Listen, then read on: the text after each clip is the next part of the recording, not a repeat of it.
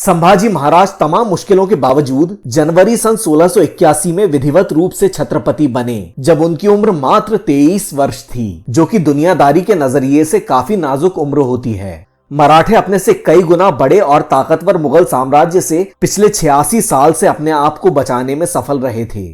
मुगलों मराठों के संग्राम में जून 1681 में एक नया मोड़ तब आया जब मुगलों से जोधपुर के स्वतंत्रता संग्राम के महानायक वीर दुर्गादास राठौड़ औरंगजेब के चहेते लेकिन बागी बेटे राजकुमार अकबर को सम्राट बनाकर महाराष्ट्र ले आए। उन्होंने संभाजी महाराज से जोधपुर की आजादी और राजकुमार अकबर के लिए दिल्ली का तख्त जीतने के लिए मदद मांगी, जबकि औरंगजेब ने राजपूताना में इनका विद्रोह दबाने के बाद इनका पीछा करने के लिए सितंबर 1681 में दक्खन की ओर कूच किया।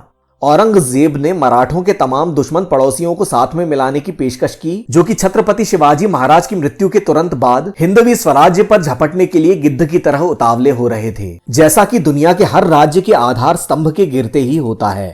इन मराठों के दुश्मन पड़ोसियों ने मुगलों से जुड़ना स्वीकार कर लिया, सिवाय अंग्रेजों के, जिन्हें मुगलों की जीत पर भारी संदेह था, और आदिल शाही के, जिनके हम मजहब होने के बावजूद मुगलों से कभी दोस्ती नहीं हो सकती थी।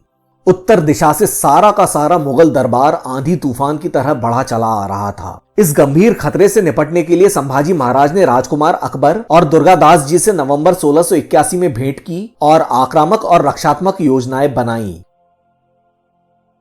वैसे अगर देखा जाए तो रक्षात्मक तैयारियां तो खुद शिवाजी महाराज ही करके गए थे, जिन्हें यह एहसास हो गया था कि उनकी मृत्यु के बाद औरंगजेब का दक्खन पर किसी न किसी बहाने हमला जरूर होगा। तो उन्होंने दूर दक्षिण तक जिंजी जैसे मजबूत पहाड़ी किलों का जाल बिछा रखा था। संभाजी महाराज ने भी अपने पिता के नक्शे कदमों पर चलते हुए नौसेना और समुद्री किलों को मजबूत किया। मराठा नौसेना का मुख्यालय कुलाबा यानी आज का अलीबाग बनकर तैयार हुआ। नए नए कुशल नौसैनिक भर्ती किए गए, जिनमें सबसे प्रमुख थे अत्यंत लोकप्रिय मराठा नौसेना अध्यक्ष कान्होजी आंग्रे, जो जल्द ही न सिर्फ सिद्धियों और मुगलों के लिए समस्या बन गए, बल्कि आगे चलकर यूरोपियन समुद्री ताकतों के लिए भी आजीवन सरदर्द बन गए। वैसे यदि संभाजी महाराज के राज्याभिषेक में अनावश्यक बाधाएं नहीं आती, तो स्वराज्य और ज्यादा एकजुट और ज्यादा मजबूत और मुगलों से मुकाबले के लिए बेहतर तैयार होता। अब समझते हैं इस गठबंधन की आक्रामक योजना को। तो इनका सबसे पहला कदम यह था कि औरंगजेब के दक्खन आने से पहले पहले सिद्धियों और पुर्तगालियों को कुचल डाला जाए, ताकि समुद्र सुरक्षित हो सके और मराठा नौसेना के लिए कोई बाधा न रहे।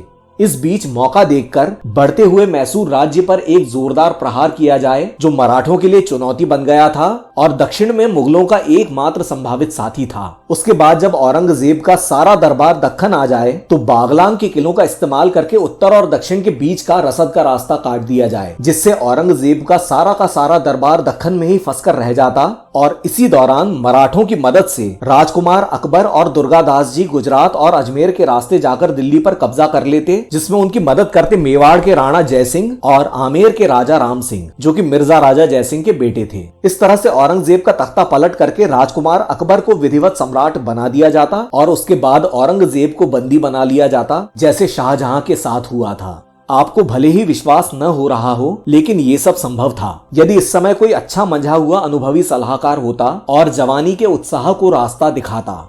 लेकिन राजनीति में सबसे कीमती ही अनुभव होता है, जो कि व्यक्तिगत होता है और एक उम्र से पहले आ पाना बहुत कठिन है। तो इन नवयुवकों में उतना अनुभव नहीं था, जबकि औरंगजेब में सर से पांव तक कूटनीति कूट कूट कर भरी हुई थी। अब मराठे और दक्खन की सल्तनतें खुद को कैसे बचा पाएंगे? आने वाली घटनाएं इतिहास का वो अध्याय है जो किताबों से जानबूझकर गायब किया गया है। ये कोई इल्जाम नहीं है, हकीकत है।